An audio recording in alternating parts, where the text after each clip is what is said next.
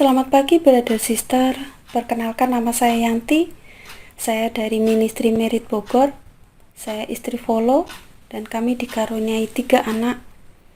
Namun anak yang pertama kami sudah dipanggil Tuhan.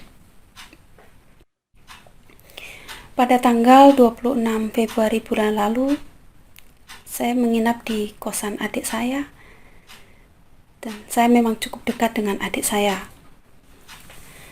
Saat saya pulang sampai di rumah, badan terasa lelah, tapi masih merasa oke. Saya masih bisa belanja untuk kebutuhan warung di rumah. Tapi sampai di rumah kepala saya sakit sekali dan badan mulai demam selama 4 hari. Tanggal 30 Februari adik saya telepon kalau dia mau PCR karena indera penciumannya tidak berasa apa-apa. Dan adik saya tanya apa saya merasakan hal yang sama, tapi saya bilang hanya demam tinggi. Dan keesokan jam 6 pagi adik saya bilang positif COVID. Akhirnya jam 9 pagi saya pergi ke rumah sakit untuk swab dan saya dinyatakan positif COVID. Begitu dapat hasil, saya sangat khawatir. Semua badan lemas karena saya sangat takut.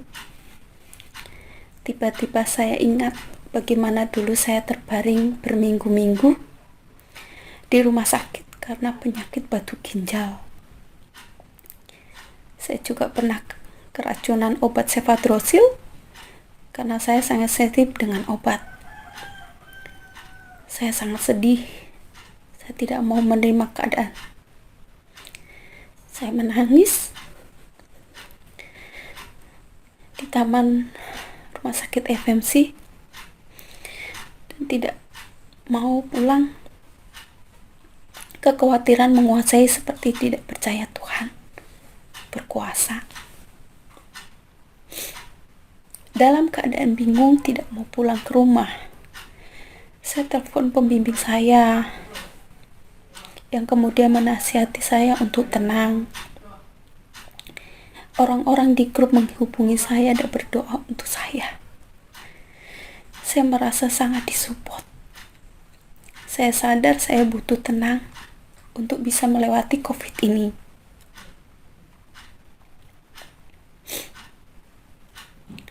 Sampai di rumah saya siap-siap mau isoman. Saya melihat suami bilang jangan khawatir. Abram dan Mosa juga tidak risau. Bahkan mulai jaga jarak dan sudah pakai masker.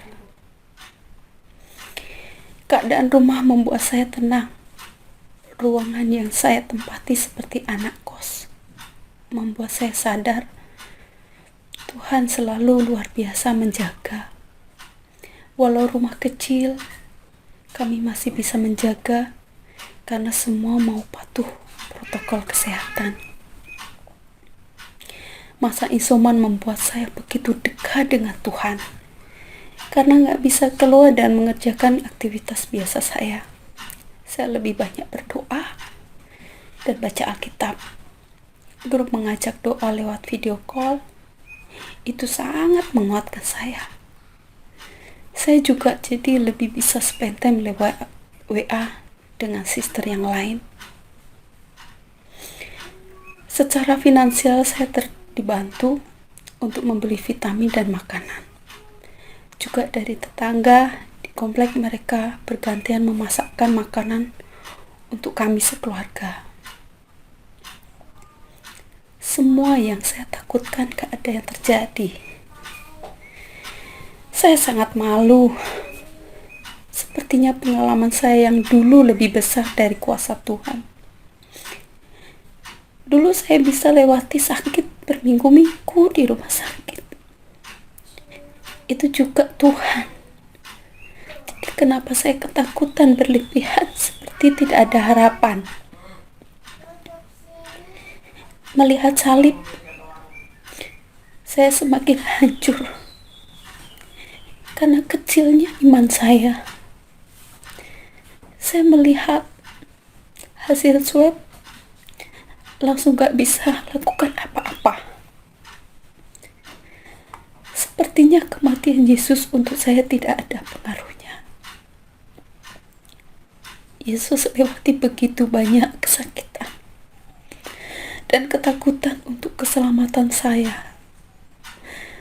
Tapi COVID bisa buat saya nggak percaya kalau Yesus rela melakukan sejauh itu buat saya.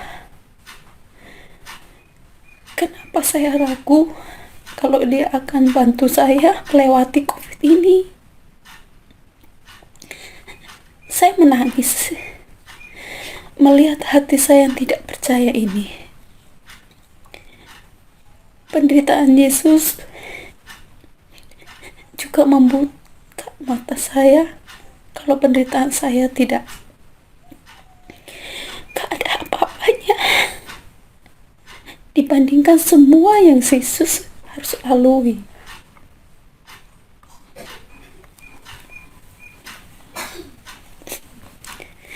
Yesus sangat baik karena selalu memberikan hati ini untuk kembali.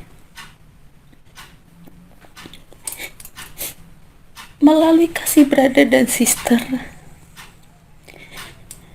saya melihat kasih Tuhan itu nyata. Melihat bagaimana mereka membuka hatiku dengan nasihat dan membuka firman supaya aku fokus Tuhan. Brosis, terima kasih ya. Saya bisa melewati masa-masa yang sulit. Masa putus asa.